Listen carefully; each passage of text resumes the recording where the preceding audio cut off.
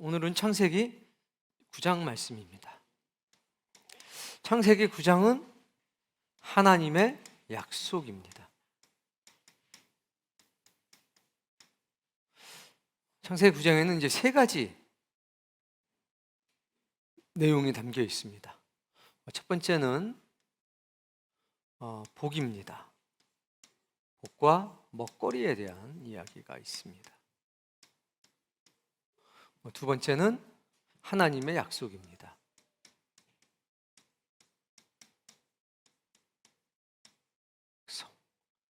그리고 세 번째는 노아와 아들들.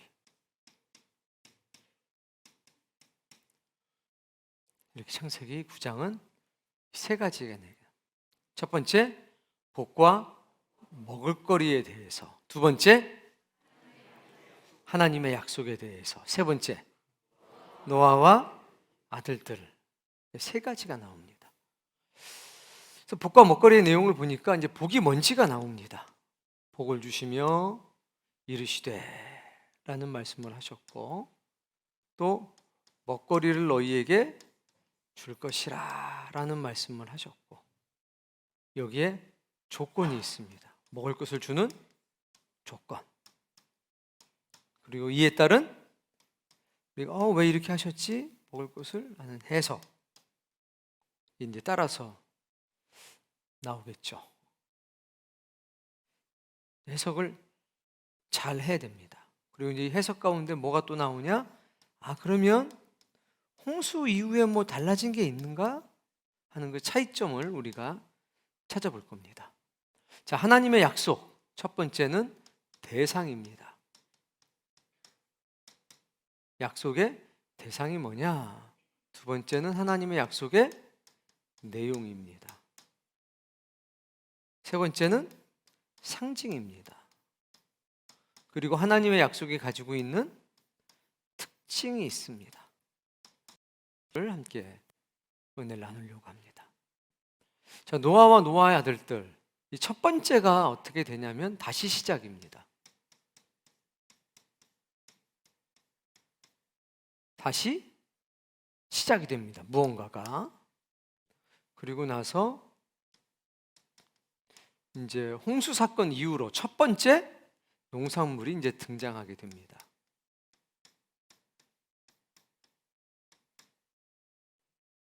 그리고 나서 그 유명한 포도주 사건.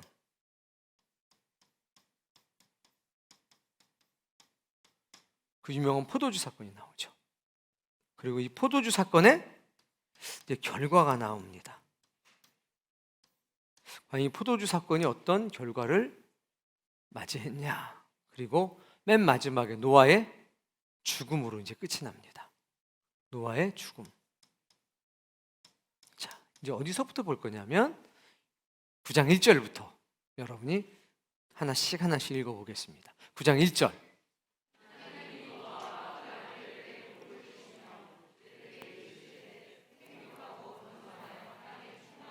복을 주시며 말씀했습니다. 생육하고 번성해라. 그리고 땅에 충만해라. 라고 말씀을 하셨습니다. 복의 내용을 봤더니 이거였습니다. 복을 주시며 말씀했습니다. 그 복은 우리에게 생육하고 번성해서 충만하라는 겁니다. 창세기 1장 27절 이하에는 더 다른 말씀이 들어갔습니다. 너희는 땅에 생육하고 번성하여 충만하라. 그리고 이 땅을 정복해라. 그리고 그 가운데 있는 모든 것을 다스려라 라고 말씀을 하셨습니다. 근데 이번에는 딱 여기 충만하라까지 딱 하고 끝났습니다. 다른 건 먹거리를 주셨다는 겁니다. 또 다른 먹거리를. 자, 그래가지고 이제 이 에덴 동산에서 주신 복과 같냐라고 말하면 같은 점도 있고 다른 점도 있다. 두 가지가 빠졌다. 그 두 가지는 땅을 정복하라라고 하는 말씀이 빠졌고, 두 번째는 그 가운데 있는 모든 것을 다스리라는 말씀이 빠졌다는 겁니다. 그러니까 하나님의 계획이 바뀐 거죠. 형편에 따라 가지고 타락한 뒤로 복의 개념은 이제 생육과 번성과 충만에 제한되는 겁니다. 그 땅을 정복하거나 혹은 그 땅 가운데 있는 모든 것을 다스리는 것은 타락한 인간들에게 홍수 사건 이후로는 삭제가 됐습니다. 다시 이것이 회복이 된다면 정말 놀라운 복이죠. 그것만 딱 기억하고 계시면 됩니다. 그러더니 정복하고 다스리라는 말씀 대신에 이제 먹거리가 딱 등장합니다. 2절. 자, 제가 읽어보겠습니다. 너희 손에 붙였다라고 말합니다. 무엇을? 땅에 사는 모든 동물, 그리고 새, 바다의 물고기, 이 모든 것을 너희 손에 붙였다. 우리 손에 붙였다는 얘기는 뭡니까? 너희 마음대로 해도 돼, 이런 뜻이죠. 근데 그 앞에 보면 뭐라고 되어 있습니까? 너희를 두려워할 거고 너희를 무서워할 거라라고 얘기합니다. 먹거리 얘기에 가장 중요한 건 뭐냐? 붙였다. 너희 손에 붙임. 이건 허락인 겁니다. 너희의 것이야. 너희에게 허락했어. 그런데 바로 두려움과 무서움의 대상이 됐습니다. 이해되시죠? 누가 대상이 된 겁니까? 누가 누구를 무서워하고 누가 누구를 두려워합니까? 동물, 새, 물고기가 사람을. 자, 길 가다가 호랑이 만나요. 자, 누가 무서워해야 됩니까? 호랑이가 우리 무서워해야 돼요. 성경의 원리를 치면. 근데 실제로는 우리가 무섭죠? 믿음이 우리가 아직 적은가 봅니다. 근데 재밌는 말씀을 하셔요, 하나님이. 그래서 그래요. 자, 이제 3절 말씀. 뭐가 돼요? 살아있는 모든 것은 우리의 먹거리가 돼요. 자, 그럼 이렇게 생각하셔야 돼요. 자, 우리가 저거 먹고 싶다 그러면 그놈은 우리를 두려워해요. 별로 먹고 싶지가 않아. 호랑이 먹고 싶어요? 그래서 좀 그런 거예요. 만약 여러분 호랑이 먹고 싶으면 그 호랑이 여러분 만나면 분명히 두려워하고 무서워할 겁니다. 채소같이 이것을 너희에게 다 주었다라고 말씀하시죠. 이게 먹거리에 관한 내용입니다. 자, 그러면 여기 뭐라고 되어 있습니까? 조건. 어떤 조건이 있었냐? 4절부터.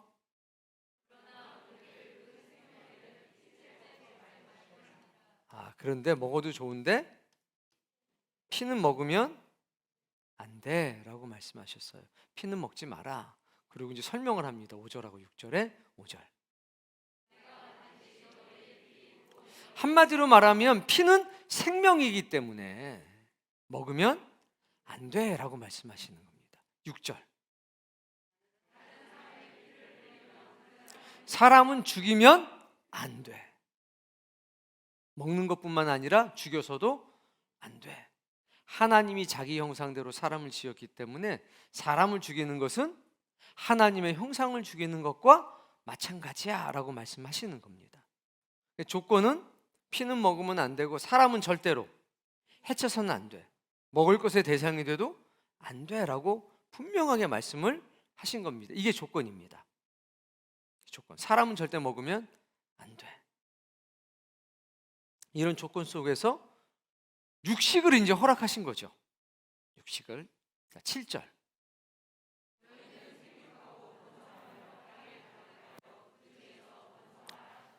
자, 다시 이 얘기를 하셔요. 왜 했던 얘기를 또다시 할까요? 자, 첫 번째는 뭐냐면 생육하고 번성하여 충만하라라고 선언하신 겁니다. 딱 선언을 하셨어요. 그리고 수단으로 이걸 주신 겁니다. 먹거리를.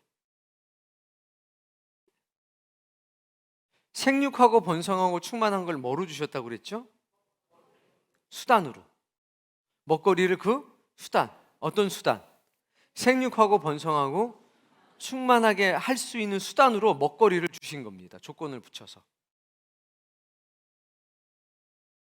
그리고 나서 다시 말씀하는 거죠. 생육하고 번성하고 충만하라. 이것을 먹으면서 생육하고 번성하고 충만하라는 그 복을 이 땅에서 이루어라 라고 말씀하신 겁니다. 이게 무슨 얘기냐? 요거부터 볼게요. 읽어보세요. 차이점. 자, 홍수 전과 홍수 후에 달라진 점이 있습니다. 뭐냐면 하늘 위에 물이 없어졌어요. 홍수 때 하늘 위에 물이 다 땅으로 쏟아졌습니다. 창세기 1장에 기억나시죠? 어떻게 됐죠? 온 세상이 물로 가득 차 있었어요. 온 세상이. 근데 하나님께서 공간을 만드셨어요. 이렇게. 그리고 이 공간을 뭐라고 부르셨냐면 하늘이라고 말씀하신 거예요. 이만을? 원래는 뭐만 가득 찼냐면 물만 가득 찼어요. 그런데 이 물 사이에다가, 물 가운데다가 뭘 만드셨냐면 공간을 만드셨습니다. 그리고 그것을 하늘이라고 부르셨어요. 그래서 물이 하늘 위의 물과 하늘 아래 물로 나뉘었어요. 그리고 이 하늘 아래에 있는 이 물은 원래는 이렇게 있었겠죠. 그리고 땅은요, 이 밑에 있었어요. 밑에 이렇게. 근데 하나님이 어느 날 뭐라고 말씀하셨냐면 하늘 아래에 있는 물을 한 곳으로 모으셨어요. 어떻게 모으셨는지 아십니까? 잘 모르시죠? 이쪽을 하나님이 발로 꾹 밟으셨어요. 그래가지고 이쪽이 이렇게 낮아졌어요. 그랬더니 이렇게 있던 물들이 다 어디로 모였어요? 이렇게 모였습니다. 이게 뭐가 됐느냐? 바다가 됐어요. 노아는 여기서 산 거죠, 이렇게. 근데 여전히 이 위에는 뭐가 있어요? 하늘이 있고 물을 모으니까 이제 땅이 드러났다고 했잖아요. 묻출 땅이라고 했다. 이런 과정이 있었던 겁니다. 그러니까 이 세상에 이제 물이 있었는데 하늘 위에도 물이 있었어요. 노아 홍수 때 하나님께서, 자, 여기는 어떻게 됐냐면 이렇게 돼 있다가 이 밑에서 물만 있다가 하나님께서 물을 이렇게 모았으니까 이 세상은 어떻게 된 상태? 이렇게 돼 있는 거예요. 하늘이 쭉 있고 이 밑에는 땅이 있는 거죠, 그냥. 그래서 이 하늘 위에 있던 물을 하나님이 구멍을 내서 창을 냈다고 그랬죠? 전부 다 어떻게 됐어요? 쏟아졌어요. 그래서 하늘 위에 물이 없는 세상에 저와 여러분은 살게 된 겁니다. 그 첫 번째 살았던 사람이 누구냐? 노아. 근데 하나님이 뭐라고 말씀하셨어요? 야, 내가 너희에게 복을 줄게 하고서 고기 먹어 그랬습니다. 고기 먹으셔야 돼요. 차이점은 하늘 위에 물이 없어졌어요. 이때부터 하나님이 뭐라고 그랬냐? 고기를 먹어야 너희가 생육하고 번성하고 충만해질 수 있어 라고 한 겁니다. 뭔지 모르겠지만 하늘에 물이 없어지면서부터 이제 고기를 안 먹으면 잘 생육하거나 잘 번성하거나 땅에 충만해지기 어려운 조건이 된 겁니다. 어떤 분이 얘기해요. 고기 먹으면서부터 평균 수명이 짧아지기 시작했다. 아니요. 하나님 우리 일찍 죽이려고 고기 먹이라고 그러신 거예요? 자, 니네는 이제 일찍 죽어야 되니까 고기를 먹고 빨리 죽어라. 그런 걸까요? 아니요. 하늘 위에 물이 없어지면서부터 수명이 짧아지기 시작한 거예요. 그나마 하나님께서 고기를 먹으라고 그래가지고 요 정도 사는 겁니다. 이걸 분명하게 기억하셔야 돼요. 아셨나요? 자, 그런데 이때는요, 지금처럼 먹지는 못했습니다. 언제 고기를 먹었냐? 제사를 지내고 나서만 먹었어요. 지금은요. 자, 우리는 해석을 해야 돼요. 어떤 해석? 하나님께서 우리에게 주신 것은 뭐든지 우리를 유익하게 하시는 거다라는 해석. 즉, 고기를 먹어야 고기를 먹어야 복을 이룰 수 있다. 근데 어떻게 먹어야 돼? 적당히 먹어야 된다. 제사 지내고만 먹어라. 구약엔 제사 지내고만 먹었어요. 그러니까 지금 현대적으로 해석하면 예배 드리고만 먹어라. 예배 드린 날만 고기를 먹어라. 이러면 괜찮을 것 같습니다. 권사님들 좋으시겠어요? 매일 예배 드리니까. 이해되셨죠? 이게 복과 먹거리입니다. 창세기 9장에 나온. 자, 하나님의 약속입니다. 읽어볼게요.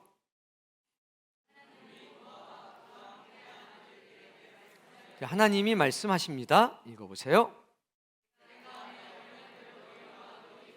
10절.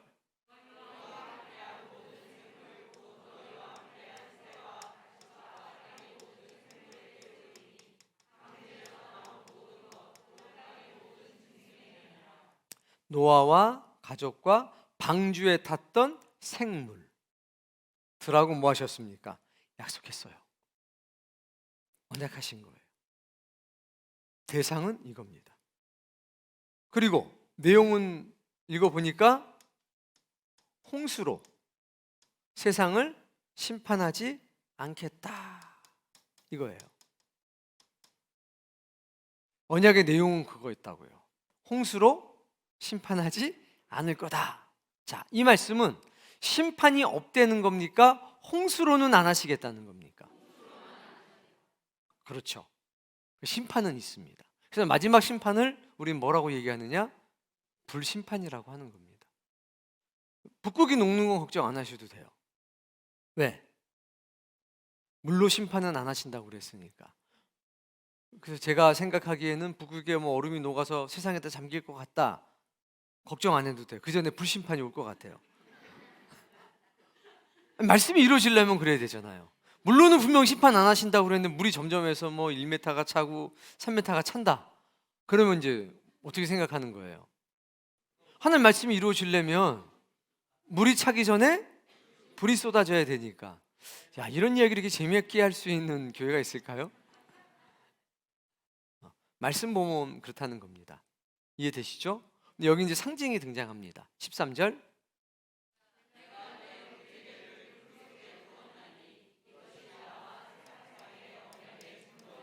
자, 뭐가 상징입니까? 내가 이 상징은 뭐냐면 심판이 없다는 상징이 아니라 물론은 심판하지 않을 거라는 상징이 뭐냐? 무지개. 이게 증거인 거예요. 상징이면서 이게 증거라는 거죠. 딱 이렇게 하나님이 하셨습니다. 근데 이것을 동성애자들이 이 이미지를 뺏어갔습니다. 자기들 레인보우 다 무지개를 했어요. 정말 나쁜 거죠. 근데 우린 그걸 볼 때마다 뭘 생각하냐면 물론은 심판하지 않는다는 하나님의 언약이다. 근데 그걸 뺏어갔다, 차용했다, 하나님 별로 기분이 안 좋으실 것 같습니다. 그 부분에 관해서는. 자, 근데 이 것에는 이제 뭐가 있냐면 이 약속에는 특징이 있습니다. 16절 말씀.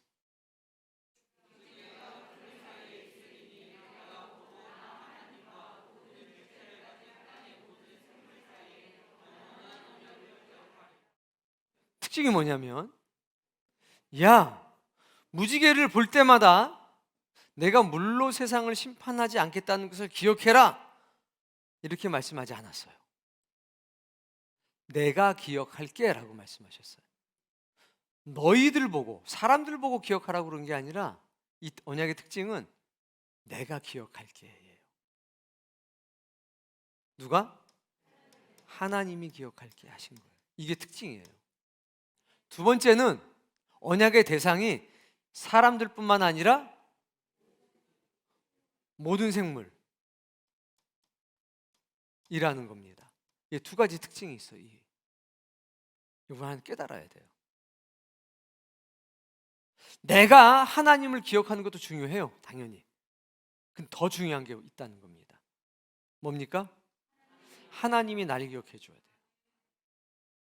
만약에 우리가 무지개 보면서 다시는 물로 심판하지 않는다고 하셔서 했는데 그냥 예에 의해 만약에 하나님 잊어버리셨어. 깜빡하셔가지고 심판을 그냥 물로 해버리셨어. 화가 나셔가지고. 그럼 어떻게 돼요? 큰일 나죠. 아니 뭐 언약 깨져도 돼. 왜? 다 죽었는데 뭐 항의할 사람이 없잖아요. 그러니까 하나님이 그 말씀 해주시는 거예요. 나는 결코 잊지 않을 거야. 무지개를 보면서 내가 너희들과 했던 약속을 결코 잊지 않을 거야. 참, 이게 굉장히 역설적인 거예요. 나는 절대로 안 잊을 거야. 이제 이 얘기만 하시는 겁니다. 우리 보고 기억해라 마라 이런 얘기 하지 않으셔요. 그런데 그 얘기 정말 하고 싶은 거죠. 그 의미를 알아야 되겠죠. 하나님께서 내가 기억할게. 너희는 기억하지 않아도 돼. 내가 기억할게. 뭐 나만 기억하면 되지. 난 절대로 안 잊어버릴 거야. 이렇게 말씀하실 때는 아 그래 우리 뭐 잊고 살아도 된대. 이게 아니라 나는 절대로 안 잊어버릴 건데 너는 어떠니? 내가 물로는 심판하지 않을 텐데 세상을 불로 심판한다는 것은 기억하고 있을까? 알아달라는 간절함이 담겨 있는 것은 아닐까요? 이게 하나님의 약속, 무지개 언약이죠. 소위 말하는 무지개 언약의 특징입니다. 하나님이 기억하시겠다고 한 것, 두 번째는 그 대상이 사람 더하기 모든 생물, 모든 생물하고 하신 약속이라는 거 기억하셔야 됩니다. 자, 세 번째는 이제 노아와 그 아들들에 대한 이야기가 시작됩니다. 읽어보겠습니다. 넘어 18절.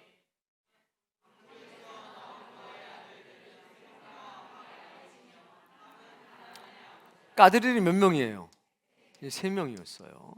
3자녀가 있었는데 읽어봅시다.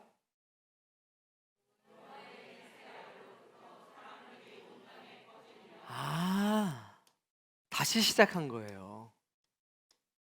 생육하고 번성하고 충만하라고 하는 말씀이 다시 시작됐어요. 이거 누구한테 주셨던 말씀이냐면 아담한테 주셨던 말씀인데 이제 노아를 통해서 노아의 세 아들들을 통해서 이 말씀이 다시 시작하고 있는 겁니다. 그래서 어떤 사람들은 이것을 아예 재창조의 역사라고 하는 사람들도 있어요. 다시 시작하는 거죠. 복이 다시 시작되고 있습니다. 다음 말씀.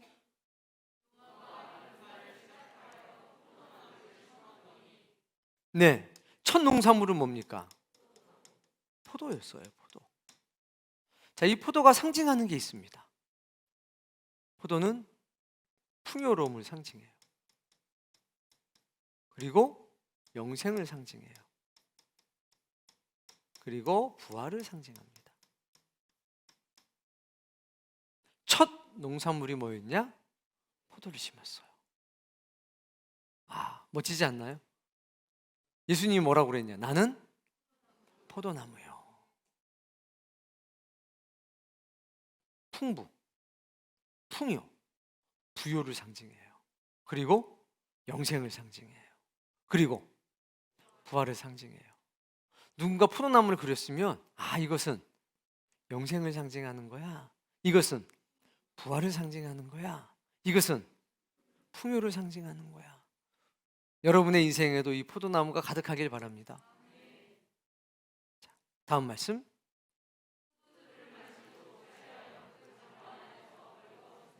그 유명한 포도주 사건이 이제 나와요. 첫 번째 농사를 짓고 포도주를 마셨는데 어떻게 버렸어요? 취해버렸어요. 농도를 잘 조정했어야 되는데 취했어요. 장막 안에서 벌거벗었습니다. 왜? 더웠겠지. 먹어봤잖아. 더웠어요. 그래서 벗고 잠겨내요. 완전히 취해가지고 벗고 잠이 들었습니다. 22절.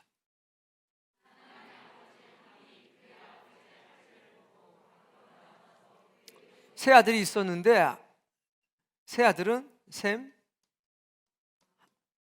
야벳, 함이었어요.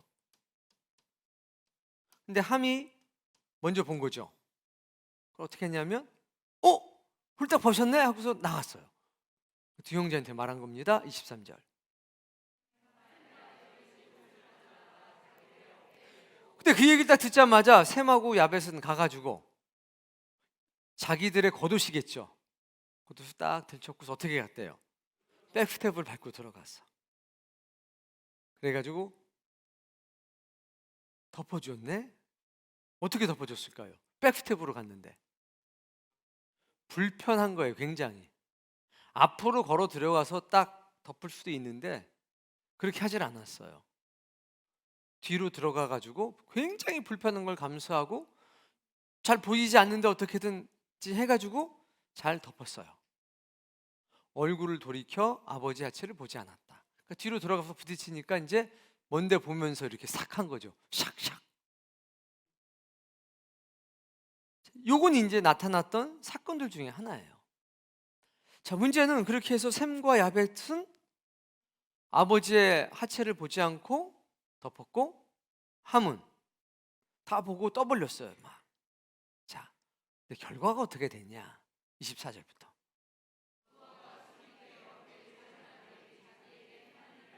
어떻게 알았을까요? 1번 계시를 받았다. 2번 다른 아들들한테 들었다. 3번 부인한테 들었다. 몇 번? 저도 몰라요. 성경에 안 나와요. 근데 알게 됐어요. 아들들이 얘기해 줬든지 계시를 받았든지 부인이 얘기했든지 이건 안 중요합니다. 알게 됐어요. 그리고 그 알게 된 이후로 이제 결과가 나오는데, 결과가 이 포도주 사건의 결과가 이제 나오는데, 이것은 노아의 사적 판단이 아니라 하나님의 판단이에요. 읽어보겠습니다.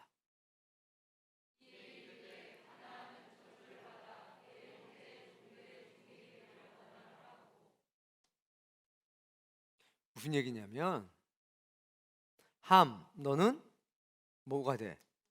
형제 종이 돼 라고 했습니다. 그리고 셈한테는 뭐라고 그랬냐면,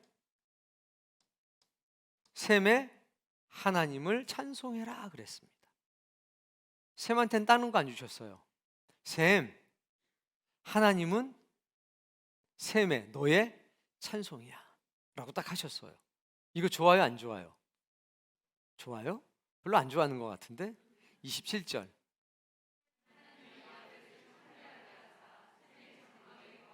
자, 26절 다시 한번. 이게 그거예요. 셈한테 준 축복은 딱 하나예요. 셈의 하나님 여호와라고 그랬잖아요. 그러니까 하나님은 셈의 하나님이야 라고 한 거예요. 자, 27절. 자, 야벳은 어떻게 했어요? 창대하게 했어요. 자, 여러분에게 물어볼게요. 하나님이 여러분의 하나님 되는 게 좋아요? 아니면 여러분이 부자 되는 게 좋아요? 뭐라고요? 아까는 별로 안 좋아했잖아요. 셈한테는 하나님이 너의 하나님이야 라는 축복을 줬고, 야벳한테는 너는 이 땅에서 창대해. 그리고 뭐라고 그러냐면 셈의 장막에 거하라 라고 했어요. 그럼 여기는 복을 몇 개 받았어요? 2개 받았고, 여기는 하나 받았죠. 그럼 어디가 더 좋아요? 뭐 한 번도 얘기할 거 없고요. 이게 굉장히 놀라운 거예요. 사람들은 야벳이 복 받았다고 얘기를 많이 해요. 왜? 창대해졌으니까. 말할 때 이렇게 얘기하죠. 함은 흑인, 야벳은 백인, 셈은 황인이라고 말을 많이 해요. 아마 유튜브 검색해도 그렇게 나오는 게 있을 수도 있어요. 옛날에 저 어릴 때는 이런 소리를 많이 들었어요. 그래서 백인들이 잘 먹고 잘 산다라고 했어요. 그런데 성경은 아니에요. 뭐라고 말씀하시냐면 하나님은 셈의 하나님이고, 야벳은 어디에 거해요? 아무리 네가 수가 많아져도 셈의 장막에 거해야 돼. 결국 영적인 복은 누구한테 있는 겁니까? 셈에게 있다는 얘기인 거예요. 그러니까 세 아들 중에 제일 복받은 사람은 누구냐? 셈이에요. 셈은 결국 누구의 조상이 되냐? 아브라함의 조상이 됩니다. 우리는 혈통을 따지면 누구의 후손이냐면 셈의 후손입니다. 육체적으로도 영적으로도. 여러분이 그런 복을 사모했으면 좋겠습니다. 자, 계속 읽어보세요. 그래서 이 뒤에 노아가 350년을 살았습니다. 그리고 600세에 홍수가 났으니까 몇 세까지 살았냐? 950세까지 사셨습니다. 이렇게 이게 끝납니다. 여기서 우리가 깨달아야 될 게 하나 있는데요. 뭐냐면 포도주 사건입니다. 포도주 사건이 우리에게 주신 영적 메시지가 있습니다. 노아는 하나님의 대리자라는 겁니다. 아이 뭐 가족들끼리 그럴 수도 있지 뭐 그것 가지고 막 누구는 종이 되라고 그러고 뭐 누구 아니 하나님의 하신 일에 대해서 가타부타하지 마십시오. 하나님이 하신 일을 보고 깨달아야 합니다. 하나님이 하신 일에 대해서 가타부타하는 순간 우리는 하나님의 복으로부터 멀어집니다. 아, 나 진짜 승질나 죽겠어. 왜? 아니 왜 해가 동쪽에서 떠서 서쪽으로 져? 기분 나쁘게. 서쪽에서 떠가지고 동쪽으로 줘야지. 이걸 뭐라고 그럽니까? 이렇게 얘기하는 사람이 있으면 또라이라고 그러는 겁니다. 왜 하나님이 이렇게 하셨어? 그럼 뭐라고 그럽니까? 또라이라고 하는 겁니다. 신이 결정한 일을 인간이 어떻게 할 수가 없습니다. 그 너를 좀 불편하게 해도 아무리 네가 그래도 하나도 안 바뀝니다. 마치 강아지가 주인을 선택할 수 없는 것처럼 인간에겐 인간의 한계가 있다는 겁니다. 인간의 권리와 신의 권리는 비교 불가한 거죠. 자연에 맞서서 한 인간은 무력할 수밖에 없습니다. 마찬가지입니다. 자연에 잘 적응해서 살아가는 인간이 지혜로운 인간인 것처럼 신의 뜻에 잘 깨달으면서 순종하며 살아가는 인간이 복된 인간이라는 것, 이거 꼭 기억하셔야 됩니다. 아버지한테 그랬다고 뭐 한 가지 깨달아야 됩니다. 아, 노아는 이 당시에 단순한 아버지가 아니라 의인이었고 하나님의 대리자였다. 깨달아야 합니다. 자, 그래서 우리는 기억해야 돼요. 하나님의 대리자의 허물 혹은 우리가 잘 이해 안 되는 어떤 사건들을 만났을 때 그걸 막 떠들고 돌아다니면 하나님 좋아하지 않는다. 조용히 어떻게 하라는 거예요? 덮으라는 거죠. 어떻게 덮어요? 조용히 덮어요. 이때 여기서 주의할 것 딱 한 가지가 있습니다. 이건 죄를 덮으라는 건 아닙니다. 오해하시면 안 돼요. 죄를 덮으라는 얘기가 아니라 허물을 덮으라고 하는 겁니다. 이걸 구별할 수 있게 되길 바랍니다. 죄를 덮으라는 게 아니라 뭐요? 노아가 사람 죽였어요? 노아가 남의 거 훔쳤어요? 안 했죠. 단지 이 당시의 포도주는 음료였어요. 뭐였다고요? 3배 이상 희석시켜서 먹었죠. 1년 동안 방주 타고 생활했습니다. 첫 농사를 지었어요. 당연히 저장하려니까 포도주로 음료를 만들어 했겠죠. 포도즙을 만든 거예요. 근데 이게 시간이 지나면 어떻게 되냐? 발효가 돼요. 먹었어요. 생각해 보세요. 아무리 음료수처럼 마셨던 거지만 1년 동안 안 마시던 걸 마시게 됐어요. 어떻게 될까요? 조금만 먹어도 취해요. 지금처럼 야, 다 모여 코가 삐뚤어지게 한번 마셔보자 이런 거는 아니라는 거예요. 이걸 뭐라고 그래요? 허물이라고 하는 거예요. 아빠가 소리 좀 질렀어요. 너 공부 안 하고 일로 와! 너 뭐가 되려고 그래? 자, 이건 뭐예요, 아빠의? 허물이에요. 매일 그러면 안 돼요. 정말 화가 나 1년에 한 번 그러셨어. 그랬더니 얘가 녹음 딱 했어. 쫓아가. 그 정도는 아니더라도 동네방네 떠들며 다녀. 우리 아빠가 나한테 소리 질렀다. 재봤더니 54대 11이었다. 이러면서 막 떠들고 다녀. 이거는 합당한 게 아니라는 거예요. 누구 때문에 화내셨어 지금? 너 때문에 화낸 거 아니야. 네가 잘못하고 네가 어긋난 행동에 화낸 건데 그걸 막 동네방네 떠들고 다니면 꼭 누구 같은 거죠? 함. 내 딸이, 내 아들이 정말 잘하다가 실수 한번 했어. 실수예요? 어떤 실수했을까요? 하나만. 아빠 옷을 정말 너무 입어보고 싶어서 한번 입었어. 그리고 나갔다 왔는데 이제 여자친구 만나러 갈 때 딱 입고 갔는데 어떻게 하다가 찢어졌어. 죄진 거예요? 허물이에요? 그럼 어떻게 해야 돼? 허물은 덮어줘야 돼. 죄는 따끔하게 혼내서 다시는 그런 일이 없도록 해야 되겠죠. 그러니까 허물과 죄는 구별할 줄 알아야 돼요. 그러니까 그걸 보여준 거예요. 허물은 뭐 하라? 주의 종들의 허물을 덮어라. 교회의 허물을 덮어라. 왜? 하다 보면 실수할 수 있으니까. 근데 실수를 매일 한다. 그건 죄다. 이건 구별할 수 있겠죠? 그거예요. 그런 영적인 메시지가 있는 겁니다. 자, 오늘 우리는 이것들을 통해서 분명하게 깨닫고 생각하셔야 됩니다. 하나님의 약속이라고 하는 건 굉장히 특별합니다. 그리고 하나님은 한 번도 우리를 실망시키신 적이 없습니다. 그리고 우리는 신에 대해서 올바른 삶의 태도를 지녀야 합니다. 하나님이 하시는 일에 대해서 가타부타할 필요가 없습니다. 단 깨달아야 합니다. 무엇을 기뻐하시느냐, 무엇을 싫어하시느냐를 보면서 허물을 덮어주는 사람이 되고, 죄는 반드시 벌을 받게 하고 대가를 치르게 하고 회개하게 하는 그런 일들이 있으면 좋겠죠. 오늘 이 말씀들 여러분의 마음속에 잘 새겨지기 바랍니다.